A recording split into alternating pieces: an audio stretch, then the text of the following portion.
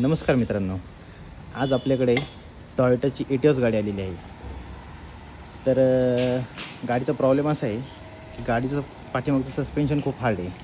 गाडी पूर्ण खड्ड्यातनं वगैरे गेली तर आपटते. तर तिचे शॉकअप जर खोललेत आपण तर तुम्ही बघू शकता, हा जुना शॉकअप जर आहे. शॉकअप जर लिकेज वगैरे तर वाटत नाही आहे कुठे, पण शॉकअप जर पूर्ण असा सॉफ्ट झालेला आहे. खाली दाबल्यानंतर एकदम दाबताना एकदम इझी जातो आहे तो, आणि वरती येताना पण त्याचा स्पीड बघा, वरती यायचा एकदम नॉर्मल आहे.